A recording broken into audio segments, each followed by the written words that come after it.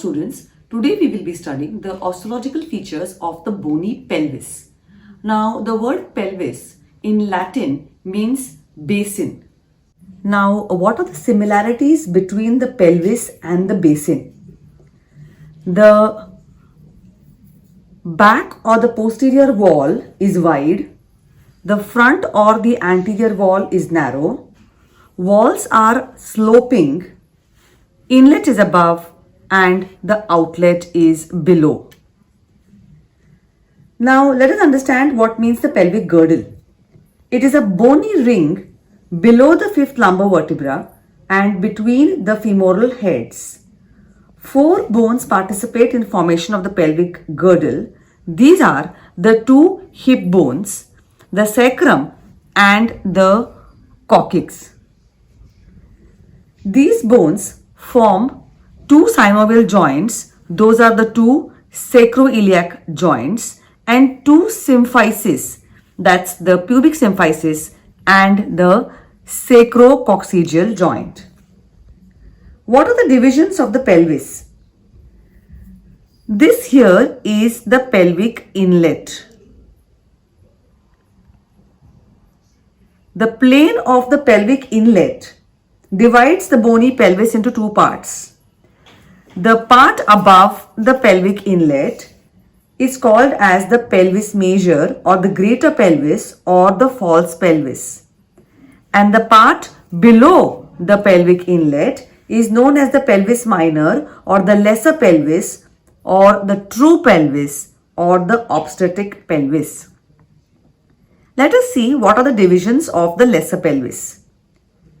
The lesser pelvis has an inlet, a cavity and an outlet. What is the anatomical position of the bony pelvis?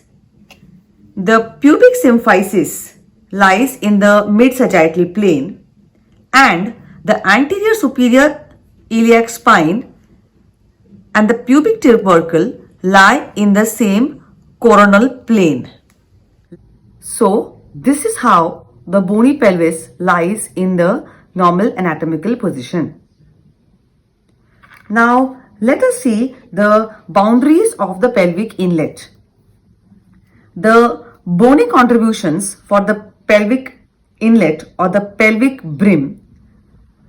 The sacrum contributes in the form of the sacral promontory and the sacral ala on either side, while the contribution of the hip bone is in the form of the arcuate line,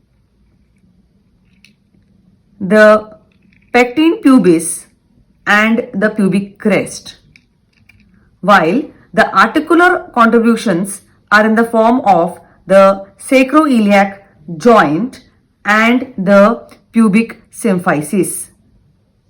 So these together form the boundaries of the pelvic inlet. Now let us see the boundaries of the pelvic outlet.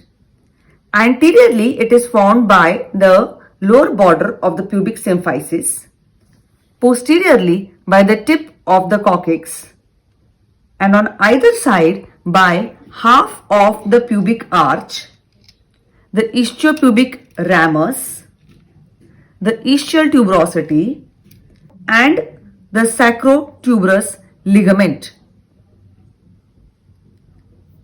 Lower border of pubic symphysis, pubic ramus, istiopubic ramus, ischial tuberosity, and posteriorly the sacrotuberous ligament, tip of coccyx. So these are the boundaries of the pelvic outlet. Now let us see what are the boundaries of the pelvic cavity. It is formed anteriorly by the pubic symphysis, the body of the pubis, and the pubic rami.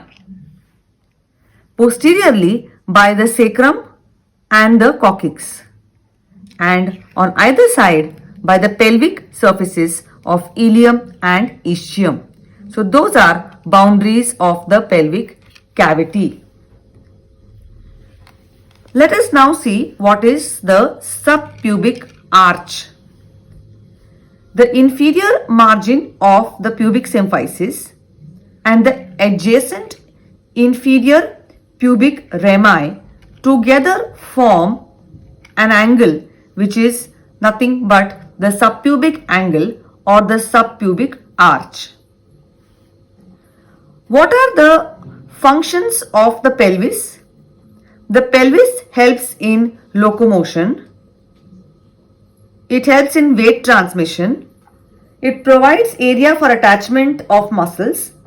It gives protection to the pelvic viscera and it plays important role in parturition or childbirth. What are the types of pelvis? There are 4 types of female pelvis. Gynecoid type, which is a typical female pelvis observed in 42% of females. It is spacious and roomy and therefore suitable for easy passage of the baby during delivery. Second is the android type, typical male type of pelvis found in females, observed in 32% of females. Its inlet is heart-shaped and it may result into obstructed labor. The third type is the anthropoid type, wherein the inlet is compressed from side to side, seen in 23% of females, and such pelvis will obstruct the smooth delivery of the fetus. And the fourth type is the platypeloid type, wherein the inlet is anteroposteriorly compressed, rare type of pelvis observed in only 2% of females, and this type of pelvis also will pose difficulty during delivery. Let us now see the various diameters of the pelvis. 3 diameters, anteroposterior, oblique and transverse, are described at 3 levels: at the level of the inlet, at the level of the cavity and at the level of the outlet. At the level of the pelvic inlet, the anteroposterior diameter extends from the middle of the sacral promontory to the upper margin of the pubic symphysis. The oblique diameter extends from the sacroiliac joint of one side to the iliopubic eminence of the opposite side, while the transverse diameter is the greatest width of the inlet, that is the maximum transverse diameter. At the cavity of the pelvis, the anteroposterior diameter extends from the middle of the pubic symphysis to the middle of the body of the sacrum, that is at the level of the third sacral vertebra. The oblique diameter is the distance between the lower end of the sacroiliac joint of one side to the middle of the obturator membrane of the opposite side, while the transverse diameter is the greatest width of the cavity. At the level of the outlet of the pelvis, the anteroposterior diameter extends from the tip of the coccyx to the lower border of the pubic symphysis. The oblique diameter is the distance between the center point of the sacrotuberous ligament of one side to the junction of the ischial and pubic rami of the opposite side, while the transverse diameter is the distance between the inner margins of the two ischial tuberosities.